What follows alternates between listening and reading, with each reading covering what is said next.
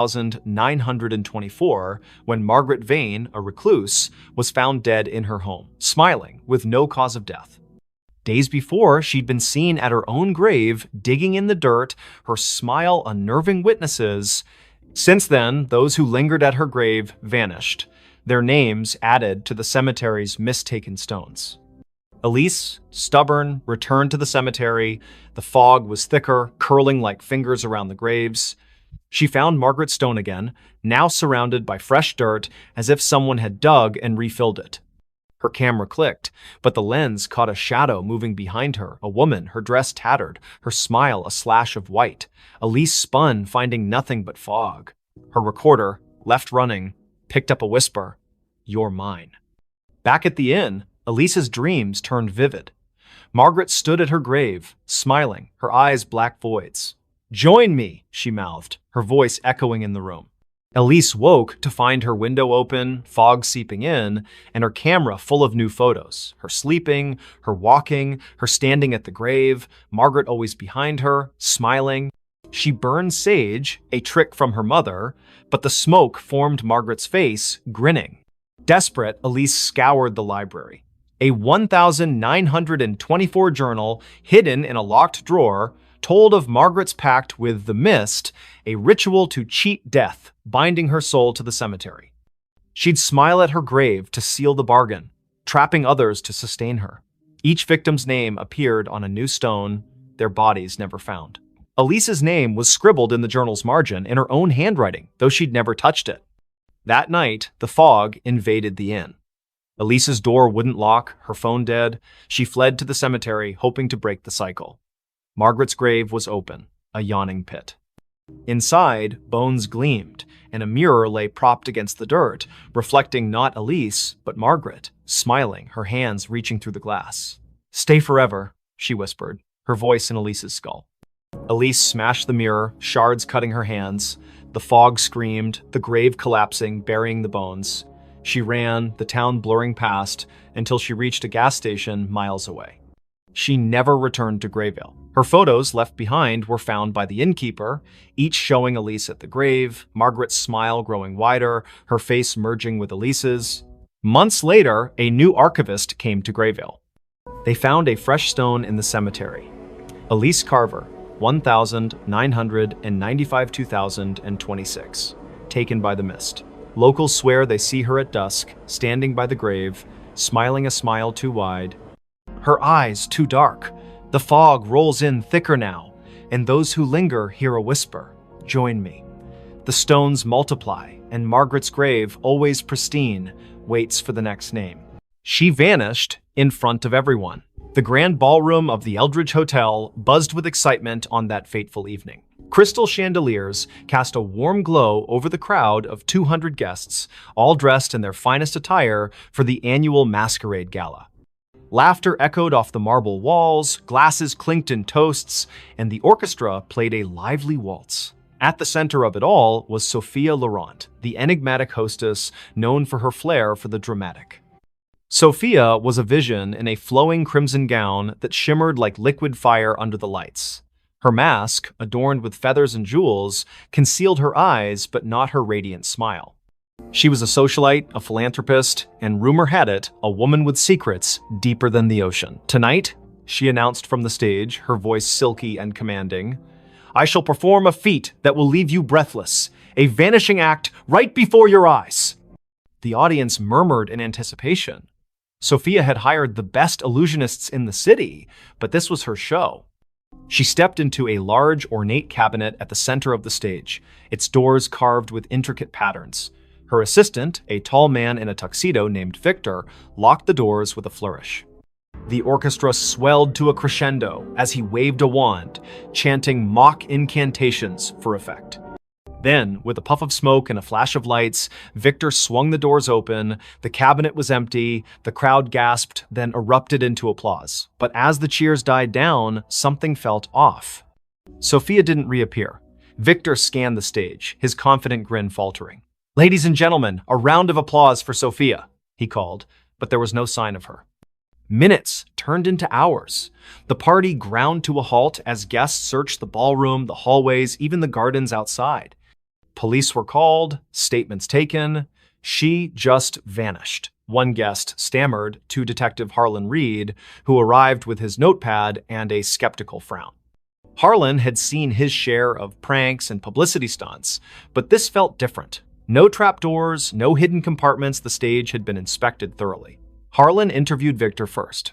It was supposed to be a simple illusion, the assistant insisted, sweat beading on his forehead. She steps into the cabinet, slips out the back through a panel, and hides in the wings. But when I checked, she wasn't there. The panel was still sealed. Next was Sophia's best friend, Elena, who clutched a champagne flute like a lifeline. Sophia was acting strange all week. She kept talking about escaping the illusions of life. I thought it was just her poetic nonsense, but last night she gave me this.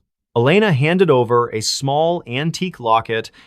Inside was a faded photograph of a woman who looked eerily like Sophia, dated 1923. Harlan's interest piqued. He delved into Sophia's background. Born into wealth, she had traveled the world, collecting oddities, ancient artifacts, books on the occult. Her mansion was filled with mirrors that seemed to reflect impossible angles, clocks that ran backward. Whispers among her staff spoke of nights when shadows moved on their own. As the investigation deepened, Harlan uncovered a family legend. Sophia's great-grandmother, Isabel Laurent, had vanished in 1923 during a similar gala at the same hotel. Witnesses swore she stepped into a mirror and never came out. The case was unsolved, dismissed as a hoax, but Sophia had been obsessed with it, spending fortunes on psychics and historians. That night, Harlan returned to the ballroom alone. The lights were dim, the stage empty. He approached the cabinet, running his fingers over its carvings. They depicted swirling portals, figures dissolving into mist. On impulse, he opened the doors and stepped inside. The air grew cold, a whisper brushing his ear. "Find me." He spun around, but the doors had shut. Panic surged as the world blurred. When he burst out, the ballroom looked different. Dustier, the chandeliers tarnished. A newspaper on the floor read, 1923 Gala Mystery. Hostess disappears. Harlan's heart raced. This wasn't possible. He rushed to the mirror at the back of the stage, the same one from the old photographs. In its reflection, he saw not himself, but Sophia, her hand outstretched. "The veil is thin here," her image mouthed silently. "I've been waiting." Sophia's vanishing wasn't an act, it was a curse. The Laurent women were bound to a temporal loop, pulled into echoes of the past during moments of high emotion. Isabel had discovered it first, trying to break free but trapping herself. Sophia, learning the truth, had orchestrated the gala to draw attention, hoping someone would follow. Harlan reached toward the mirror, his fingers passing through like water, reality warped. He emerged in 1923, face to face with Isabel, who gasped. "You're from the future?" she asked. Together, they pieced it together. The cabinet was no ordinary prop, it was a relic from an ancient cult designed to bridge timelines. To escape, one had to anchor themselves with a personal token, the locket. Harlan, with Elena's locket in hand, chanted the incantation inscribed inside. A vortex opened, pulling him back, but he wasn't alone. Sophia materialized beside him, gasping for air, her gown disheveled. Back in the present, the crowd had dispersed, but Elena waited. Sophia embraced her friend, tears streaming. "I saw it all, the past, the echoes. I almost didn't make it back." The police called it a hoax, but those who knew the truth kept silent. Sophia retired from the spotlight, donating the cabinet to a museum with a warning. Some illusions are doors best left closed.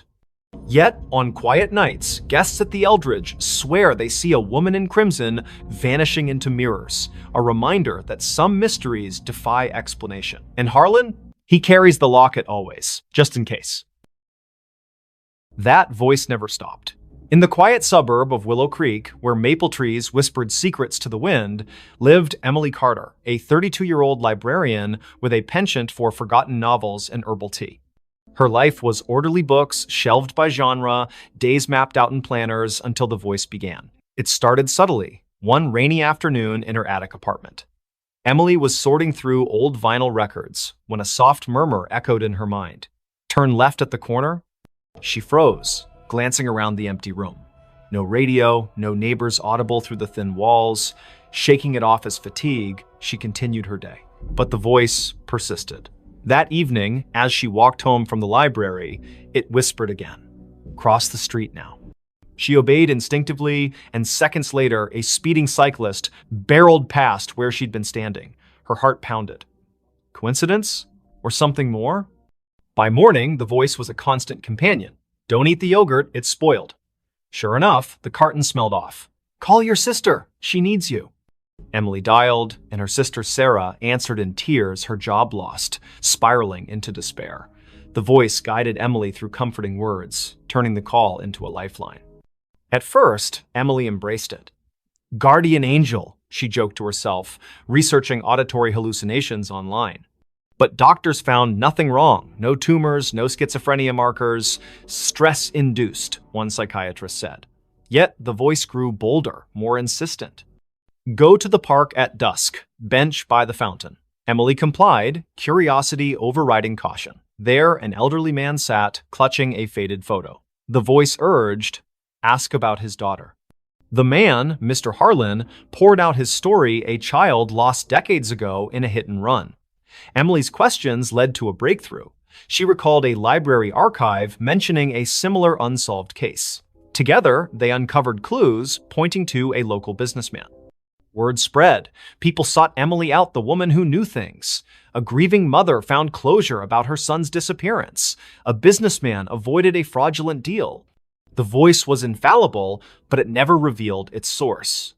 Who are you? Emily pleaded silently one night, staring at her reflection. A friend, it replied, warm yet distant. As months passed, the voice's demands escalated. Break into the old warehouse on Elm Street. Emily hesitated this crossed lines, but visions flooded her. A kidnapped child hidden there. She went, heart racing, and found the boy, alerting police anonymously. Heroic, yet terrifying. The voice was reshaping her life, pulling her from quiet anonymity into shadows of danger. Then came the nightmares. Emily dreamed of a car crash, twisted metal, screams, her own face behind the wheel. Waking in sweat, she demanded answers. Tell me the truth! The voice sighed. I am you, Emily, from the future. Disbelief shattered her, but fragments aligned. The crash in her dreams? A memory, not a premonition.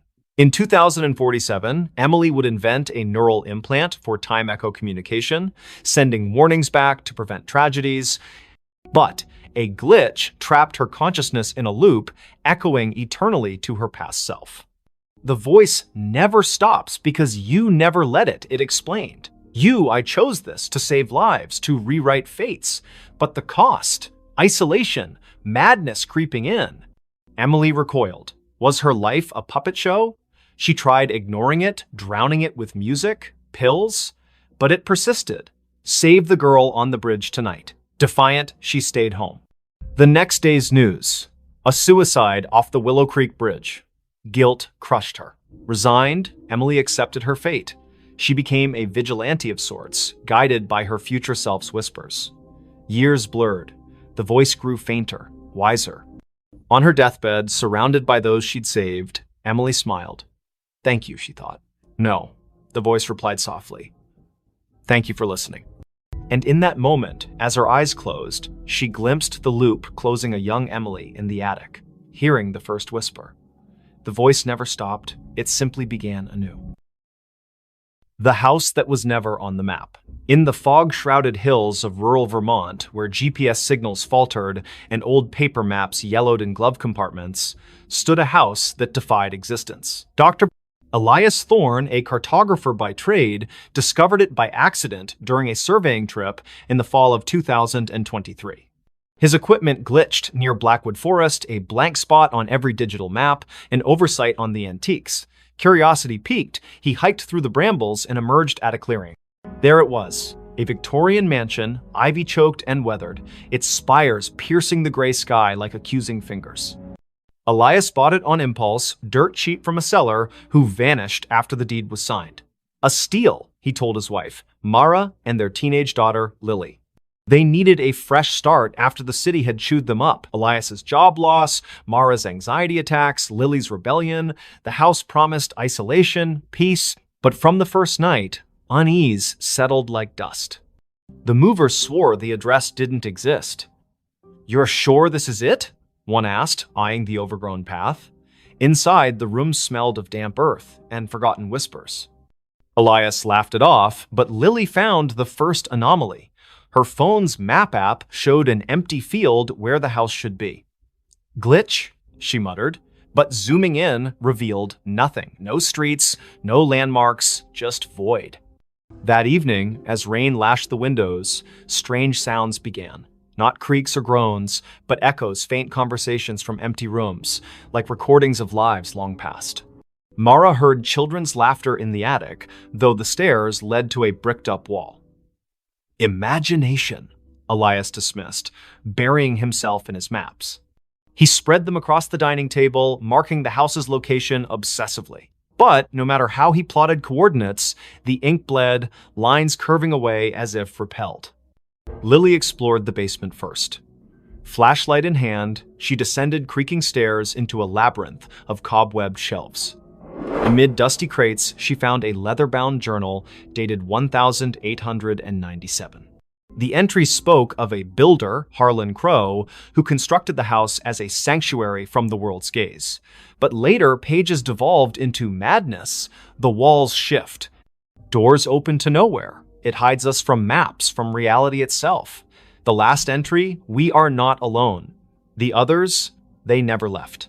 That night, Lily dreamed of shadows peeling from the walls, forming humanoid shapes that whispered her name. She woke to find her bedroom door ajar, leading not to the hallway, but to a mirrored corridor stretching infinitely. Panicking, she slammed it shut. In the morning, it was normal again. Bad dream, she told herself, but bruises on her arms suggested otherwise. Elias noticed changes too. Rooms expanded or contracted overnight. The kitchen, once cozy, now felt cavernous, echoes amplifying every footstep.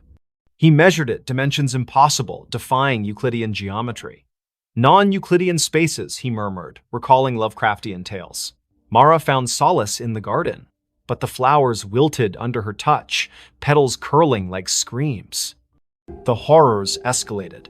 One evening, during dinner, the lights flickered. When they stabilized, Lily was gone. Elias and Mara searched frantically upstairs, basement, outside, no trace. But from the vents came her voice, faint and distorted. "Help, it's pulling me in." They tore at wallpaper, revealing older layers beneath. Faded drawings of trapped figures, hands pressed against invisible barriers. Elias delved into local lore at the town library. Blackwood Forest had a history of disappearances dating back centuries. Settlers spoke of a fold in the world, a place where reality thinned, swallowing the unwary. Harlan Crow, it turned out, was an occultist who built the house on a ley line, intending to escape predators and enemies by making it unfindable. But the ritual backfired, anchoring the house in a liminal space, a pocket dimension that fed on inhabitants. That night, Mara vanished too. Elias heard her screams from the attic, now inexplicably accessible. He climbed, finding a room filled with mannequins posed in frozen agony faces, twisted, eyes hollow. One wore Mara's necklace. "No," he gasped, backing away.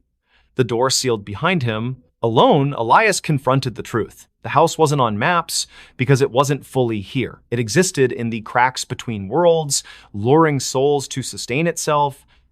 Whispers surrounded him now. Voices of the lost, including Lily and Mara, begging for release. He tried to leave, but the front door opened to the same foyer, looping eternally. In desperation, Elias burned his maps in the fireplace. Flames roared, illuminating shadows that coalesced into forms Crow and his victims, their eyes pleading. "Join us!" they chorused. As the fire died, Elias felt himself fading, his outline blurring like erased ink. Search parties combed Blackwood Forest for weeks, but found no house, no family. The Thorn disappearance became another legend, whispered in town. Yet, on foggy nights, hikers swear they glimpse a mansion in the trees, one that vanishes when approached, forever unmarked, eternally hungry. Police found something under the bed. The call came at 3:17 a.m., shattering the quiet of Willowbrook's police station. Officer Rachel Hayes, bleary-eyed from a double shift, grabbed the radio. Disturbance at 42 Maple Lane. Dispatch crackled. Neighbor reports screams. Possible domestic. Rachel exchanged a glance with her partner, Officer Tom Carver. They'd patrolled this sleepy suburb for years. Nothing ever happened on Maple Lane. The house was a modest two-story, its porch light flickering like a dying star.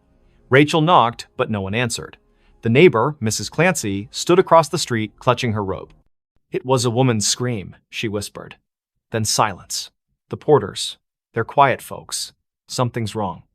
Tom jimmied the lock, and they stepped inside. The air was thick, stale, with a faint metallic tang. The living room was pristine, couch cushions fluffed, a muted TV playing infomercials. Rachel's flashlight swept the staircase.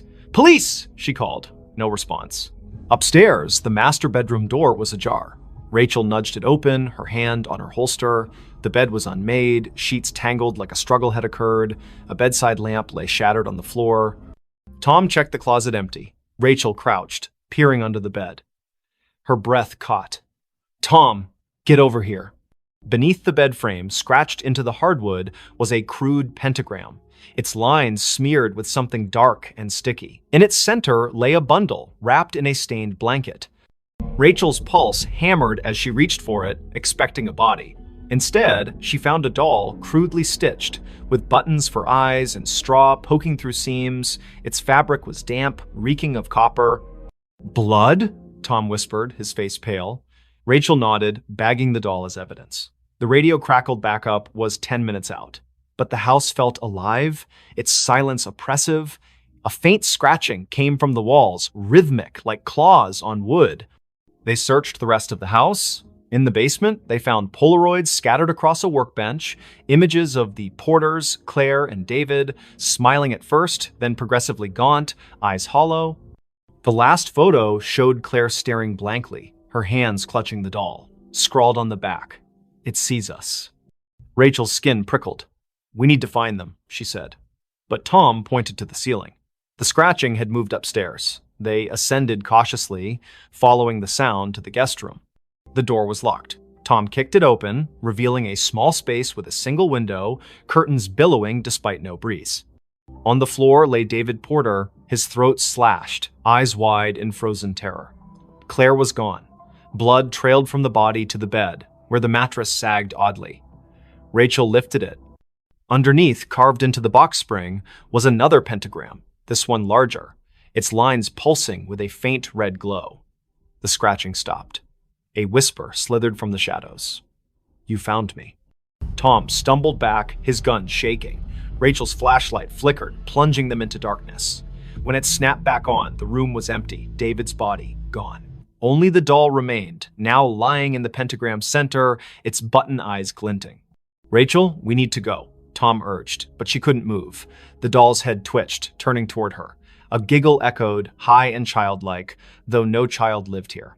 The walls seemed to breathe, closing in. Rachel grabbed the doll, intending to secure it, but it burned her hand, leaving a blistered mark. Backup arrived, flooding the house with lights and voices, but the evidence was vanishing. The pentagram under the bed was gone, the floor pristine. The doll in Rachel's evidence bag was now just a pile of ash.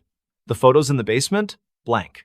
David's body never reappeared, and Claire remained missing. The official report called it a domestic dispute gone wrong, but Rachel knew better. She couldn't sleep. The giggle followed her home, echoing in her apartment. One night, she woke to scratching under her own bed. Heart pounding, she looked, nothing. But her flashlight caught a faint outline, a pentagram, freshly carved, with a single button eye in its center. The next morning, neighbors reported a scream from Rachel's apartment. Police found her bed empty, sheets tangled.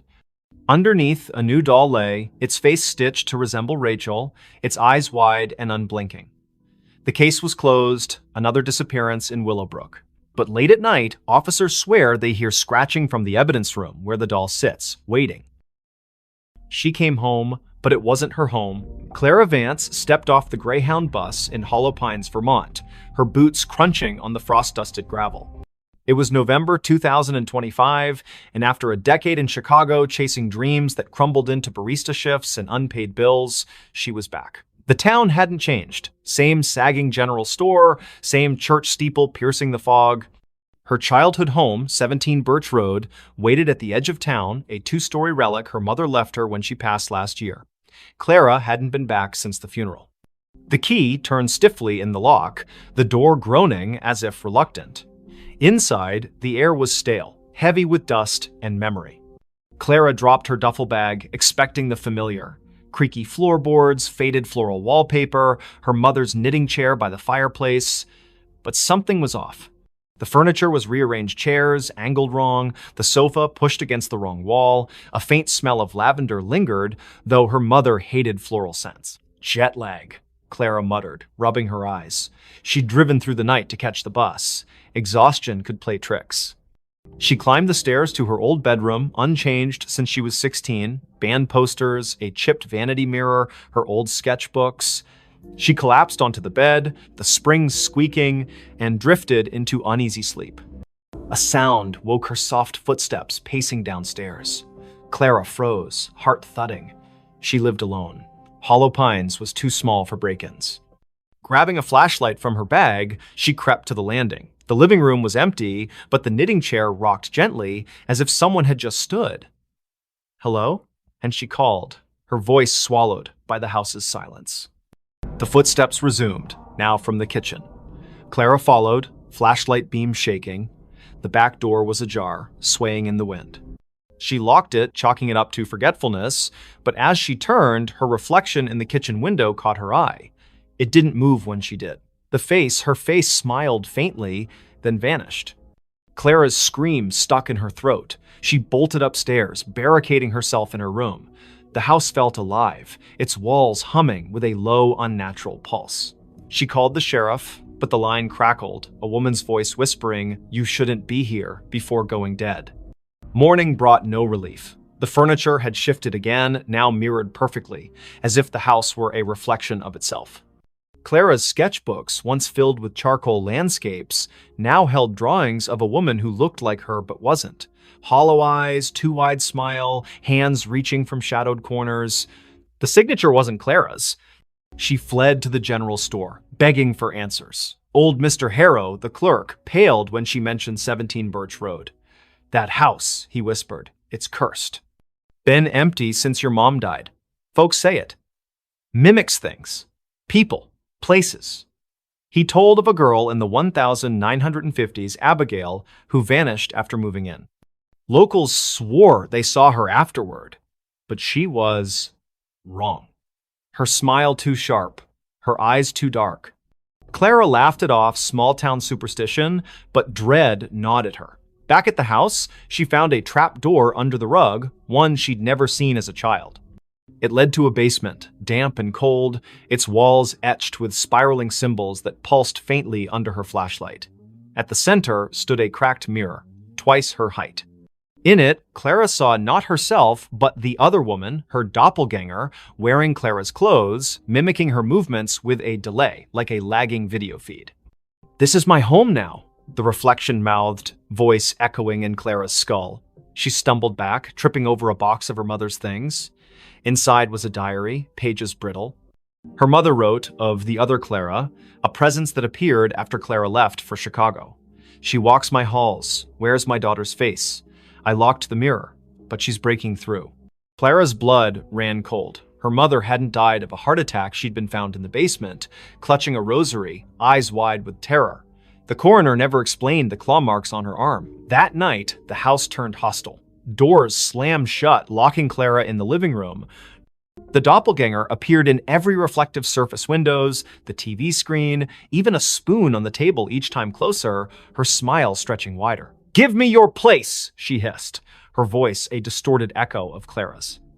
Desperate, Clara smashed the basement mirror, hoping to sever the connection. Shards flew, but the doppelganger laughed, her form coalescing from the fragments into a physical being.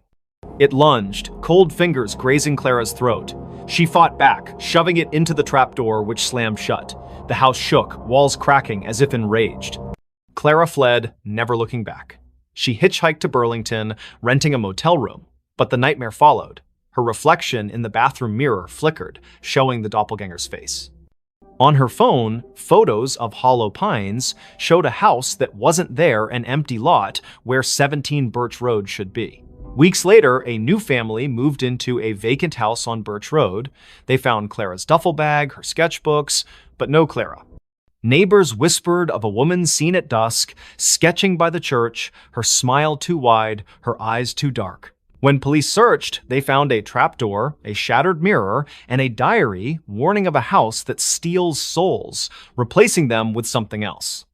Clara was never found. But in Hollow Pines, they say she still walks, trying to come home to a house that was never hers. That night, the mirror started talking. The antique mirror arrived at the thrift store on a damp October morning in 2025, its gilded frame tarnished, its glass clouded like a cataract eye. Nora Blake, a 29-year-old artist with a penchant for salvaging broken things, bought it for $10. "It's got character," she told the cashier, ignoring the way his hands shook as he wrapped it. Her apartment in downtown Ashwick, a crumbling mill town, was already a mosaic of thrift finds, chipped teacups, warped books, a clock that ticked backward. The mirror fit right in, hung above her fireplace, reflecting her cluttered living room in muted grays. Nora noticed the oddities that first night. While sketching at her easel, she caught a flicker in the mirror, not her reflection, but a shadow that darted out of sight. She blinked, chalking it up to exhaustion. She'd been pulling late shifts at the diner, her hands smelling of grease and coffee. But as she turned off the lights, a whisper slithered from the mirror. Nora. Her name, soft and deliberate, like a lover's sigh. She spun around, heart pounding. The room was empty, the mirror still. Sleep eluded her. The whisper came again at 3 a.m. Louder. Look at me. Nora stumbled to the mirror, her breath fogging the glass. Her reflection stared back, but her eyes seemed wrong too wide, pupils dilating like ink spreading in water. She touched the glass. It was warm, pulsing faintly. Stress, she muttered, unplugging every light and crawling back to bed. By morning, the mirror had changed. Its surface was clearer, almost luminous, reflecting details Nora hadn't noticed.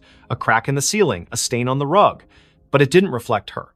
Instead, it showed a woman who looked like Nora, same auburn hair, same freckles, but dressed in a high-collared gown, her expression hungry. "Stay with me," the woman mouthed, her voice echoing in Nora's skull. Nora covered the mirror with a sheet, but the whispers persisted, seeping through the fabric. "You're mine now." She called her friend Milo, a skeptic who fixed electronics and scoffed at ghost stories. He inspected the mirror, finding nothing, no wires, no speakers. "It's just old glass," he said. But his voice trembled when he noticed the sheet had fallen off, the mirror bare again.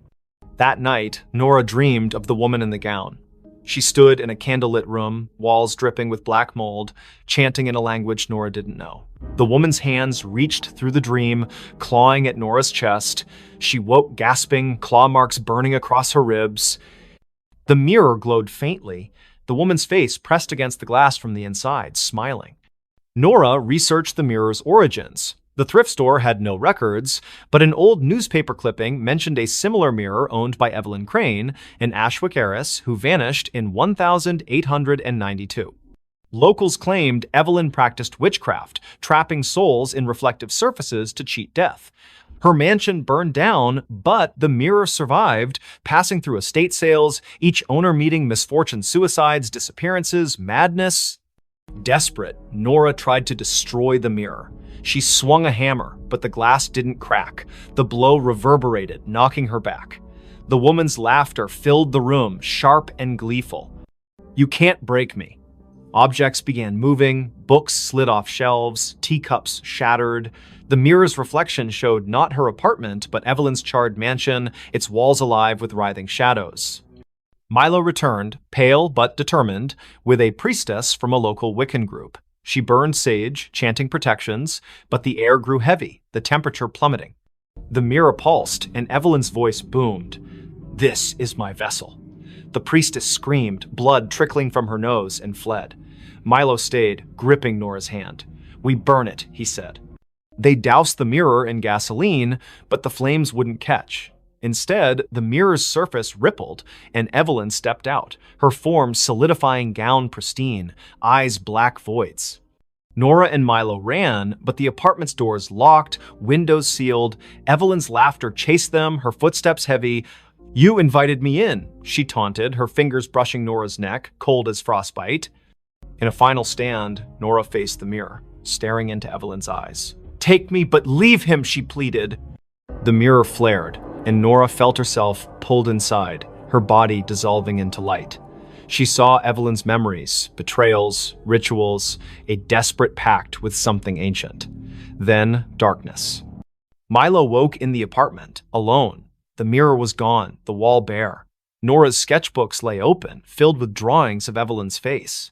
Police searched, but Nora was another Ashwick disappearance. Milo kept quiet, fearing disbelief, but he never returned to the apartment. Months later, a new tenant hung a cheap mirror above the fireplace. That night, it whispered, "Look at me." And in its reflection, Nora's face appeared, her eyes too wide, her smile not her own. The final note before disappearing. In the sleepy coastal town of Greyhaven, where the Atlantic's waves whispered secrets to the cliffs, the old lighthouse on Widow's Point stood abandoned. Its beacon hadn't spun since 1987, when keeper Amos Reed vanished, leaving only a cryptic note in the logbook. The song calls. I must answer. Locals avoided the place, claiming the wind carried eerie melodies at night. But for Lena Harper, a 34-year-old composer with a faltering career, the lighthouse was a last chance to find inspiration. Lena arrived in October 2025, renting a cottage near the cliffs. Her symphony, meant to revive her reputation, was due in a month, but her mind was blank. Haunted by failures and a recent divorce, the lighthouse, looming against the gray sky, felt like a muse. She ignored the townsfolk's warnings, superstitions about siren songs and missing keepers. "It's just an old tower," she told herself, hauling her violin and notebook up the spiral stairs. The interior was frozen in time. Rusted lanterns, a cracked logbook, and a gramophone in the keeper's quarters, its needle poised over a warped record. Lena set up her recorder, hoping to capture the ocean's rhythm for her score. That night, as fog smothered the coast, she played her violin, the notes echoing off the stone walls. Then, faintly, another melody answered a haunting, wordless hum that seemed to rise from the sea. Lena stopped, her bow trembling. The hum continued, weaving through her own music, both beautiful and wrong, like a lullaby sung by something ancient. She checked her recorder. It had caught the sound, clear and unnervingly human. "Wind through the cliffs," she reasoned, but her skin prickled. The gramophone needle twitched, spinning the record without power.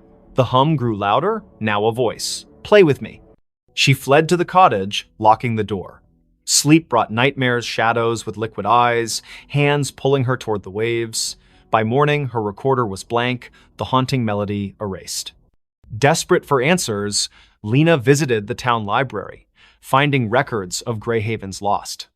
Since the lighthouse was built in 1843, 7 keepers had vanished, each leaving a note about a song. The last, Amos, was found days before his disappearance, wandering the cliffs, muttering about her voice. Lena's obsession grew. She returned to the lighthouse, playing her violin to lure the voice. It came stronger, singing in a language she didn't know, yet understood. "Finish the song and join us." Her fingers moved unbidden, composing a melody that felt like it belonged to someone else. She scribbled it down, a single page, titled The Final Note. It was perfect, her masterpiece, but writing it left her drained, her reflection in the lantern room's glass pale and unfamiliar. That night, the lighthouse shook.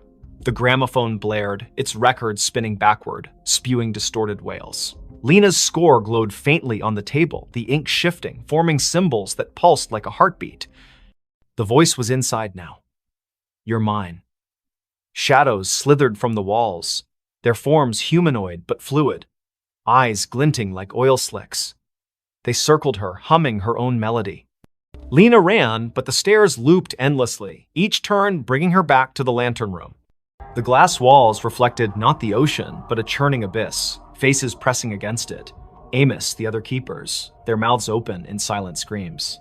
The voice laughed. complete it or stay forever. In a panic, Lena grabbed her score and tore it, scattering the pieces. The shadows shrieked, the lighthouse trembling as if in pain. The gramophone exploded, shards cutting her arms. She stumbled outside, collapsing on the cliffs. Dawn broke, the fog lifting, and the lighthouse stood silent, its door sealed as if never opened. Lena fled Greyhaven, her symphony unwritten. She burned her violin, moved inland, and swore never to compose again. But the melody lingered, humming in her dreams. Months later, a package arrived at her new apartment, no sender, no postmark. Inside was a single sheet of music, her handwriting titled The Final Note. The ink was wet, smelling of salt and decay. She called the Greyhaven sheriff, who sent a deputy to Widow's Point. The lighthouse was empty, the logbook untouched since Amos's note. But on the cliffs, they found Lena's recorder playing a loop of her voice singing the haunting melody, though she hadn't returned. Her cottage was searched, her belongings were gone, replaced by a single note. The song calls. I answered. Fishermen avoid Widow's Point now. On stormy nights, they hear a violin over the waves, joined by a chorus of voices that never fade. The lighthouse remains dark, but some swear its beacon flickers briefly, illuminating a figure at the edge of the cliff, playing one final note before disappearing into the sea. The hiker saw something he wasn't supposed to see. The Appalachian Trail stretched like a vein through the dense forests of northern Maine, where the trees grew so thick they swallowed sunlight. Ethan Caldwell, a 28-year-old photographer with a taste for solitude, hiked its lesser-trodden paths in September 2025. His goal was simple: capture the untamed beauty of the wilderness for a freelance gig. His backpack held a Nikon, a journal, and enough supplies for a week. He didn't expect company. Most hikers avoided this stretch, spooked by rumors of missing campers and strange lights in the woods. By the third day, Ethan was deep in the forest, miles from any road. The air was crisp, scented with pine and damp earth. He set up camp near a nameless creek, its water black under the canopy. As dusk fell, he noticed an oddity. His compass spun lazily, refusing to settle. Cheap gear, he muttered, relying on his map instead. That night, under a moonless sky, he heard it a low hum, like a distant engine pulsing through the ground. It wasn't animal, wasn't natural. Curiosity tugged at him. The next morning, Ethan followed the creek upstream, chasing the hum's source. His camera hung around his neck, ready to snap anything unusual. The forest grew denser, the trail vanishing into a tangle of roots and moss. Then he saw it, a clearing, unnatural in its perfection, as if the trees had been pushed back by an invisible force. At its center stood a structure, a stone arch, weathered and covered in glyphs that seemed to writhe under his gaze. It wasn't on any map, and Ethan had never read of ruins in this part of Maine.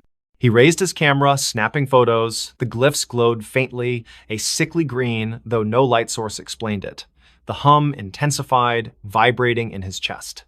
Through the arch, the air shimmered like heat rising from asphalt, showing glimpses of a different forest darker, with twisted, leafless trees. Ethan stepped closer, his lens capturing the anomaly. That's when he saw her. A figure stood just beyond the arch, humanoid but wrong too tall, limbs too long, its face a blur of shadow. It didn't move, yet Ethan felt watched, his skin crawling as if ants marched beneath it. He lowered the camera, and the figure was gone. But when he checked the viewfinder, it was there, closer. Its face now a featureless void with pinprick eyes. His hands shook as he backed away, the hum now a deafening drone in his skull. Ethan ran, branches clawing at his face. His compass was useless, spinning wildly. The forest seemed to shift, paths looping back to the clearing no matter which way he turned. Panic set in as night fell, the hum replaced by whispers his name, spoken in a voice that wasn't human. You saw, it hissed, echoing from every tree. He stumbled into his campsite, only to find his tent shredded, his journal open to a page he hadn't written, you weren't supposed to see. Desperate, Ethan checked his camera. The photos of the arch were gone, replaced by images of himself hiking, sleeping, eating, taken from angles that meant someone or something had been watching him for days. The last photo showed him standing before the arch, the figure behind him, its long fingers brushing his shoulder. He hadn't felt a thing. He fled toward the nearest ranger station, 20 miles south, using the stars to navigate. But the forest fought him. Roots tripped him, shadows moved against the wind. At dawn, he found a stream and followed it, hoping for salvation. Instead, it led back to the clearing. The arch loomed larger now, the glyphs pulsing red. The figure stood within, motionless, its void face fixed on him. "Join us," the whispers urged, now a chorus. Ethan's legs buckled, his vision blurring. He saw flashes, other hikers, campers, their faces frozen in terror, pulled through the arch into that other forest. His camera grew heavy, the strap tightening like a noose. He tore it off, smashing it against a rock. The whispers screamed, the arch flaring bright enough to burn his eyes. Ethan ran blindly, collapsing hours later near a logging road. A trucker found him, incoherent, babbling about an arch and eyes in the dark. Rangers searched, but found no clearing, no structure. Ethan's camera was gone, his journal blank except for that one scrawled note. Doctors diagnosed exposure and trauma, but Ethan knew better. He moved to a city, avoiding forests, but the whispers followed, faint at first, growing louder each night. You can't unsee. Months later, a hiker found a single photo wedged in a tree on the Appalachian Trail, a grainy shot of Ethan standing before a stone arch, his face pale, eyes wide. Behind him, a figure loomed, its fingers on his shoulder. The hiker burned the photo, fearing it would follow him too. But in Greyhaven's bars, they still talk of the arch that appears to the lost, and the things that watch from the other side, waiting for those who see what they shouldn't. The phone rang, but it wasn't plugged in. In the small town of Coldwater, Maine, where winter clung to the streets like a bad memory, Sarah Klein moved into the old duplex on Sycamore Street in December 2025. She was 31, a graphic designer fleeing a toxic relationship and a city that felt suffocating. The duplex was cheap, its faded wallpaper and sagging floors a small price to pay for solitude.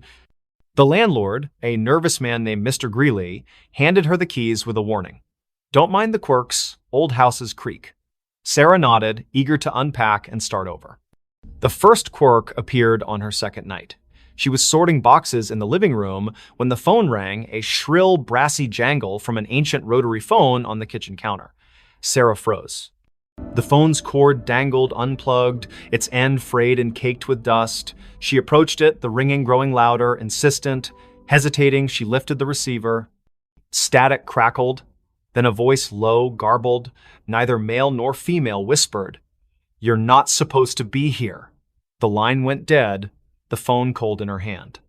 Sarah checked the cord again. No outlet, no connection. She laughed nervously, blaming stress. She'd been sleeping poorly, haunted by dreams of her ex's voice echoing in empty rooms. She unhooked the receiver and placed it in a drawer, determined to ignore it, but the next night it rang again, the sound muffled from inside the drawer. Sarah's heart thudded as she opened it. The receiver was back on the cradle, the phone unplugged. "Leave," the voice hissed when she answered. Sharper this time, like it was closer. She called Mr. Greeley, who chuckled uneasily. "That old thing? Been dead for years. Probably faulty wiring. He promised to send an electrician, but no one came." Sarah tried to focus on work, sketching logos on her tablet, but the phone rang every night at 3:13 a.m., each call more menacing. "Get out, or stay forever," it warned, the static now laced with faint screams. She stopped answering, but the ringing grew louder, vibrating through the walls. Desperate, Sarah dug into the duplex's history. The town library's archives revealed a grim past. In 1974, the previous tenant, Margaret Hale, vanished after neighbors reported hearing her scream during a storm. Her belongings were found untouched, except for a rotary phone unplugged with a note beside it. "It won't stop." Other tenants had fled over the decades, citing noises and bad feelings. A man in 1992 claimed the phone spoke his name before he disappeared. Sarah's dreams worsened. She saw Margaret, pale and eyeless, standing in the kitchen, dialing the rotary phone with skeletal fingers. In the dreams, the walls bled, and the voice from the phone chanted, "Join us." Waking, Sarah found scratches on her arms, as if she'd clawed herself. She bought a new phone, a modern cordless one, but it too rang at 3:13 a.m., unplugged, spitting the same garbled voice. She tried to leave, packed a bag, booked a motel, but the duplex's doors wouldn't open, locks jammed, windows stuck, her car keys vanished, reappearing on the kitchen counter beside the rotary phone. In a panic, she smashed the phone with a hammer. The plastic cracked, but the ringing continued, now emanating from the walls, the floor, her own skull. "You can't break me," the voice laughed. Sarah turned to the internet, posting on X about haunted phones in Coldwater. A local, @MainMysteries, replied with a thread about Sycamore Street. The duplex was built on a forgotten burial ground, desecrated in the 1800s. Mediums had visited, claiming a presence, something old, something angry, trapped souls of those who lived there, using the phone as a conduit. The thread ended abruptly. The user hadn't posted since. That night, the ringing was deafening. Sarah, sleepless and fraying, answered. The voice was clear now, almost her own. "Look behind you." She spun, seeing nothing but shadows. But in the hallway mirror, a figure stood Margaret, her face a rotting mask, her hands reaching through the glass. Sarah screamed, dropping the receiver. The lights flickered, and the air grew heavy, smelling of wet earth and decay. She barricaded herself in the bedroom, but the walls pulsed, whispering her name. The phone, shattered, reassembled itself on her nightstand, ringing relentlessly. In a final act of defiance, Sarah burned sage, chanting prayers she half remembered from childhood. The ringing stopped, replaced by a howl that shook the duplex. The mirror cracked, and Margaret's form lunged, cold fingers grazing Sarah's throat. Sarah blacked out. She woke at dawn, sprawled on the kitchen floor, the phone silent, its cord still unplugged. The doors opened easily now. She fled, leaving everything behind. The motel clerk in the next town swore she checked in alone, but Sarah felt watched, the voice's echo lingering in her ears. Weeks later, a new tenant moved into the duplex. They found a rotary phone, pristine, on the counter. That night, it rang, unplugged, whispering a new name. In Coldwater, they don't talk about Sycamore Street anymore. But those who pass the duplex at 3:13 a.m. hear it, a faint brassy jangle, and a voice that begs, "Answer me." They dug up the backyard. In the quiet suburb of Elmwood, where picket fences and manicured lawns defined normalcy, the Hargrove family moved into 23 Oak Lane in the spring of 2025. The house was a steal, a charming craftsman with a sprawling backyard, snapped up after the previous owners vanished without a trace. Jenna Hargrove, a single mother of 37, saw it as a fresh start for her and her 12-year-old son, Lucas. The realtor glossed over the prior owner's disappearance, blaming financial troubles. Jenna, eager to escape her own past, didn't press. The backyard was Lucas's favorite part. Overgrown with wildflowers and shaded by an ancient oak, it begged for exploration. He wanted to build a treehouse, so Jenna hired a local landscaper, Mr. Polk, to clear the tangle of weeds and level the ground. Polk, a grizzled man with eyes like chipped flint, hesitated. "Folks say this yard's bad luck," he muttered, glancing at the oak. "Last owners dug here. Never seen again." Jenna laughed it off small-town gossip. The digging began on a Saturday, the air thick with the scent of turned earth. Lucas watched from the porch, sketching the oak in his notebook. Polk's crew unearthed roots and rocks, but by noon, they hit something hard. A metallic clang echoed as a shovel struck a rusted box the size of a small coffin, buried 3 feet down. Polk pried it open, revealing a collection of bones, human, weathered, and arranged in a spiral. A cracked locket lay at the center, its photo faded but showing a woman with hollow eyes. Jenna called the police. Sheriff Tate arrived, his face grim. "Not the first time," he said, bagging the bones. He wouldn't elaborate, but Lucas overheard him whisper to a deputy about the Oak Lane curse. The bones were sent for analysis, and digging stopped. That night, the house felt different. The air was heavy, the silence oppressive. Lucas woke to scratching beneath his bedroom floor, like nails clawing wood. "Mice," Jenna reassured him, but her voice wavered. The next day, Lucas found his sketchbook open to a new drawing, not his. The oak was depicted, its branches twisting into faces, their mouths open in silent screams. Jenna, pale, insisted it was a prank, but Lucas noticed her hands trembling. That evening, the backyard changed. The wildflowers wilted, their petals blackening. The oak's shadow seemed to stretch too far, pooling like ink across the lawn. At midnight, the scratching returned, now from the backyard. Lucas peered out his window and froze. The oak's branches swayed, though no wind stirred. Figures moved in the shadows, vague, humanoid shapes that flickered like bad film reels. He woke Jenna, who saw nothing but felt a chill that wasn't there before. "We're leaving tomorrow," she promised. But the car wouldn't start in the morning, its battery drained. Sheriff Tate returned with news. The bones were over a century old, likely from a family that lived on the land in the 1870s. They'd vanished after digging a well under the oak, leaving behind rumors of a deal with something in the earth. The locket's photo matched a missing woman, Eliza Marrow, rumored to have practiced rituals to bind the land. Tate warned Jenna to stay out of the backyard, but Lucas couldn't resist. He sneaked out at dusk, drawn to the oak. The ground where the box was found had shifted, forming a shallow pit. Inside, the locket lay again, open, its photo now clear Jenna's face, not Eliza's. Lucas screamed, dropping it, the ground pulsed, and a voice whispered from the pit, "You dug too deep!" Jenna found him, dragging him inside. The house locked itself, doors jammed, windows sealed. The scratching became a pounding, shaking the walls. Shadows oozed from the floorboards, forming shapes with too many limbs, their eyes glinting like wet stones. "Give us the boy," they hissed, their voices a chorus of gravel and wind. Jenna clutched Lucas, barricading them in the bathroom. She burned sage, a trick from her grandmother, but the smoke curled into symbols matching those on the locket. The shadows laughed, their forms pressing against the door. In desperation, Jenna grabbed a kitchen knife and carved a circle around them, chanting half-remembered prayers. The pounding stopped, but the air grew colder, the shadows retreating to the backyard. At dawn, the doors opened. Jenna and Lucas fled to a motel. Sheriff Tate searched the house, finding nothing. No locket, no pit, just fresh dirt under the oak, as if untouched. The Hargroves never returned. The house was sold again to a young couple who ignored the rumors. They started digging for a garden, and the oak's shadow grew longer. Weeks later, a neighbor reported screams from 23 Oak Lane. Police found the couple's car running, doors open, but no trace of them. In the backyard, a new locket lay under the oak, its photo showing Lucas, his eyes hollow. At night, Elmwood residents hear scratching from the earth, and those who pass the house swear the oak's branches move, reaching for something only they can see. The smile in her last photo.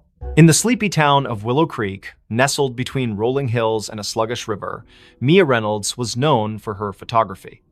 At 27, she had a knack for capturing the soul of her subjects' families, weddings, even the town's annual fair. Her studio on Main Street was cluttered with vintage cameras and Polaroids pinned to corkboards. But in November 2025, Mia took a photo that would haunt Willow Creek forever.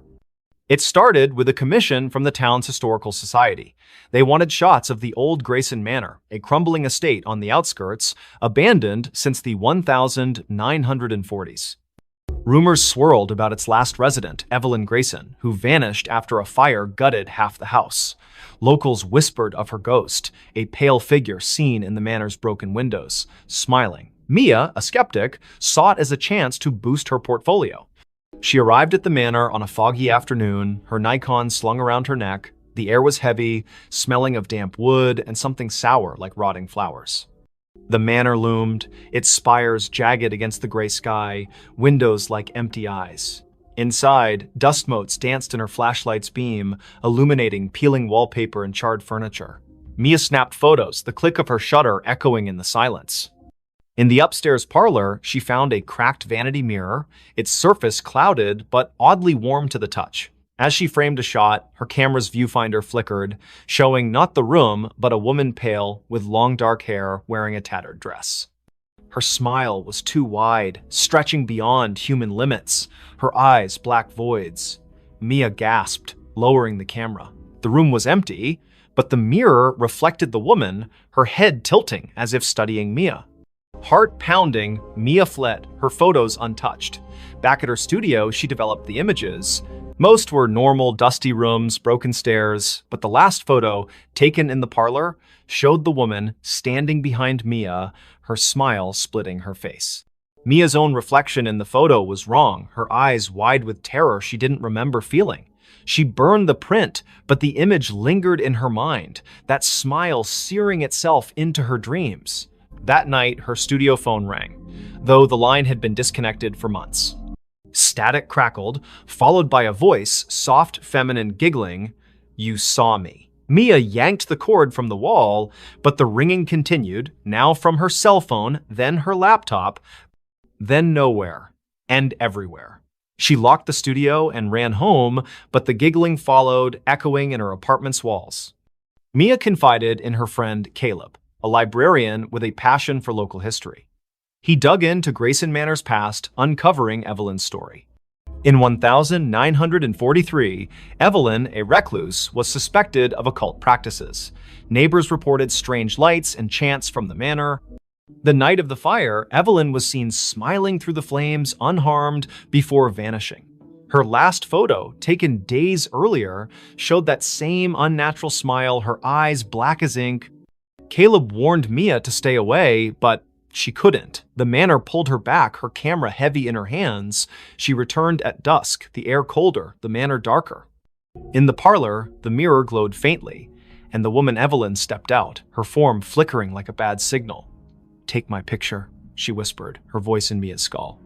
Mia's hands moved against her will, snapping a photo. The camera burned her fingers, and the mirror cracked, shards falling like rain. Mia ran, but the manor's doors slammed shut, trapping her. Shadows writhed, forming figures with Evelyn's smile, their mouths stretching impossibly wide. "You're part of me now," they chanted, their voices a chorus of giggles. Mia's camera flashed on its own, each shot showing her own face, morphing, her smile widening, her eyes darkening. Caleb found her car outside the manor the next day, the doors locked, her camera inside. The last photo showed Mia, her face unrecognizable, smiling that same grotesque smile. The manor was empty, no trace of her. Caleb burned the camera, but the giggling followed him home, echoing from every reflective surface, mirrors, windows, even his glasses. Willow Creek sealed the manor, but Mia's photos began appearing around town, tacked to lampposts, slipped under doors. Each showed her with that smile, her eyes black, standing in places she'd never been. Those who kept the photos heard the giggling, saw her in their mirrors. The town stopped taking pictures, afraid of what their cameras might capture. But at night, in Willow Creek's quiet streets, some swear they see Mia smiling, her camera flashing, waiting for someone new to see her last photo. A child's cry in an empty house. In the forgotten outskirts of Dunhaven, a Rust Belt town where factories stood like tombstones, the house at 9 Hollow Road was a local legend. Its windows were boarded, its paint peeled like dead skin, and its yard was a jungle of thorns. No one had lived there since the 1980s, when the Miller family vanished, parents, 2 kids gone overnight. The only trace was a child's shoe found in the attic, stained with something the police never identified. In November 2025, Nora Ellis, a 34-year-old true crime podcaster, saw the house as her next big story. Nora arrived with her recorder, a flashlight, and a skeptical smirk. Dunhaven's locals warned her away, whispering of cries heard at midnight, lights flickering in empty rooms. "Ghost stories pay the bills," she told her producer over the phone, setting up in the house's foyer. The air was thick, smelling of mildew and something sharper, like burnt sugar. Her recorder hummed, capturing the silence until a faint sob broke through, a child's voice trembling from upstairs. Nora froze. The house was supposed to be empty. She called out, "Hello?" Her voice echoed, unanswered, but the sobbing grew louder, coming from the attic. She climbed the stairs, their creaks swallowing her footsteps. The attic door was ajar, though town records swore it was nailed shut after the Millers' disappearance. Inside, the air was colder, the darkness heavier. Her flashlight caught a child's drawing on the floor, stick figures in a circle, their heads scratched out, red crayon dripping like blood. The sobbing stopped. Nora's recorder crackled, replaying the cry on loop, though she hadn't touched it. "Help me," the voice whispered, now inside her head. She stumbled back, her flashlight flickering. In its beam, she saw movement, a small figure darting behind a pile of moldy boxes. "Who's there?" she shouted, but the attic was empty again. Her recorder now played a different sound. Laughter, high and cruel, layered over the sobs. Nora dug into the Miller's case that night, holed up in a motel. Old newspaper clippings told of the family's odd behavior before they vanished, parents pale and withdrawn, the children, Anna and Tim, seen drawing strange symbols in the yard. A neighbor claimed Anna spoke of friends in the walls who sang to her. The police found no bodies, no clues, only that shoe, a girl's sneaker, size 3, with stains that tested inconclusive. Back at the house the next day, Nora set up motion sensor cameras. At dusk, the sobbing returned, now from the basement. She descended, the stairs slick with dampness. The basement was a maze of crates and rusted pipes, the air thick with the burnt sugar smell. Her camera caught nothing, but her recorder picked up whispers. "Stay with us." A child's handprint appeared on a crate, wet and glistening, though the floor was dry.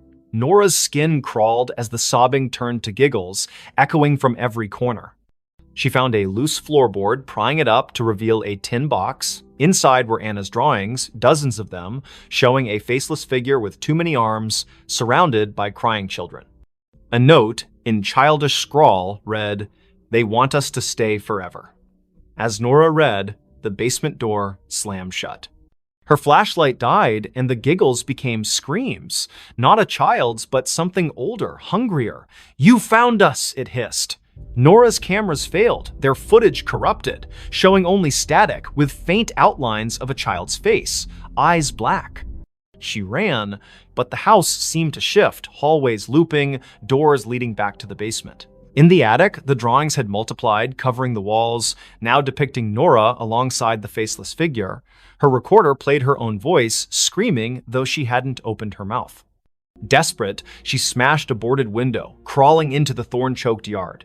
The cries followed, now outside, circling her.